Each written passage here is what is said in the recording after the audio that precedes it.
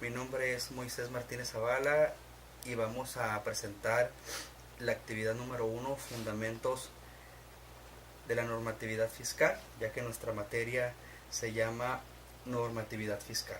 Así que vamos a iniciar con el primer elemento, que es finanzas públicas, donde están estrechamente vinculadas a las cuestiones de distribución del ingreso y la igualdad social. Los gobiernos pueden redistribuir ingresos y a través de transferencias o por el diseño de los sistemas fiscales que tratan de altos ingresos y los hogares de bajos ingresos de manera diferente. Dentro de las funciones de las finanzas son contribuir al desarrollo económico de un país. El Estado debe velar que exista una distribución equitativa de las riquezas, incentivar a los inversionistas y a la producción, así como crear un clima de confianza política, establecer una estabilidad legal, disminuir la tasa de inflación, entre otras, ya que estas variables generan empleo e incentivan el crecimiento del aparato productivo.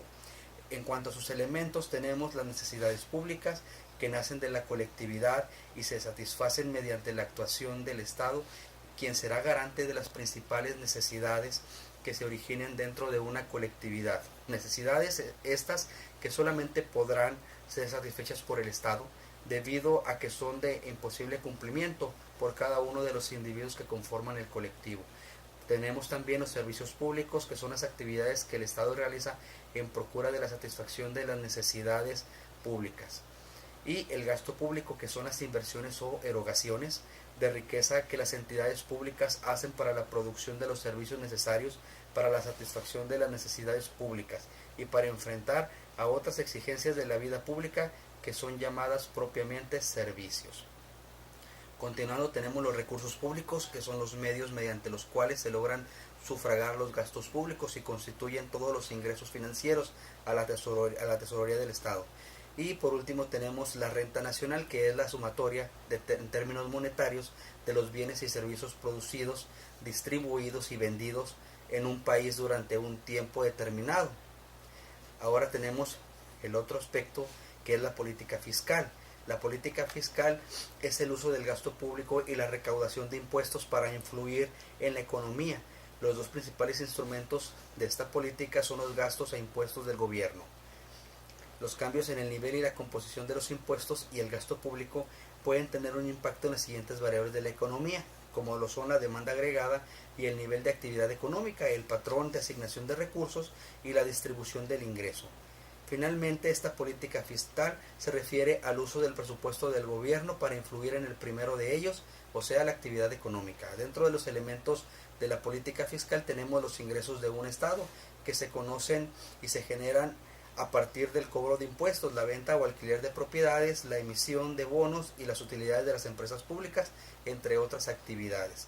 Tenemos también la clasificación de los ingresos, que vienen siendo ordinarios o extraordinarios.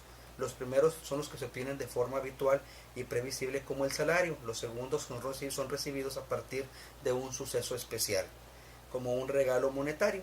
Tenemos también dentro de estos elementos los impuestos, que son los pagos o prestaciones que se pagan al Estado de acuerdo a la ley y que vienen siendo directos, todos aquellos que se gravan o afectan directamente lo que se recibe como ingreso, y los indirectos, que son todos aquellos que se gravan y afectan a lo que se consume o gasta, como es el IVA.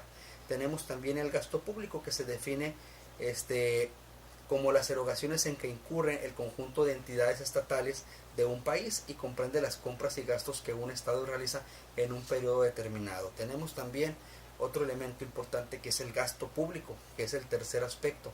El gasto público es el total de gastos realizados por el sector público, tanto en la adquisición de bienes y servicios como en la prestación de subsidios y transferencias.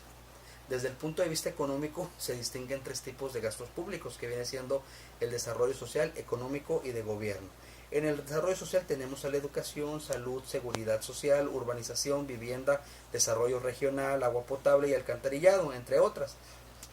El criterio económico clasifica el gasto público desde dos ángulos, que son el gasto corriente o de inversión, que son aquellos que realiza el Estado para cubrir su funcionamiento normal, y el desembolso unilateral o transferencias.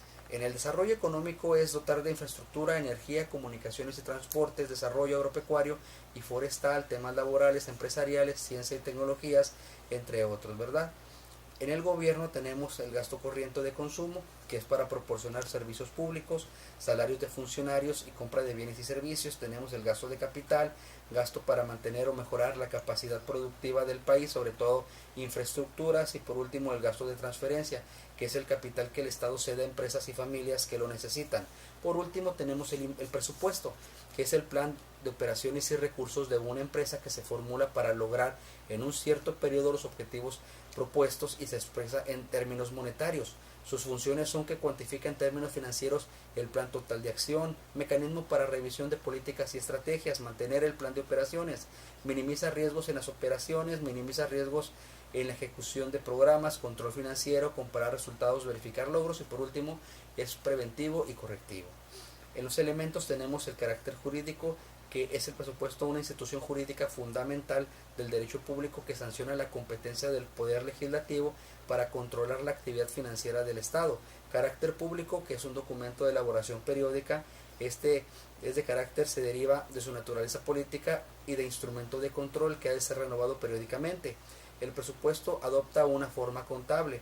Desde el punto de vista del presupuesto aparece formalmente equilibrado, el cual no implica que desde el punto de vista económico esté de esta forma.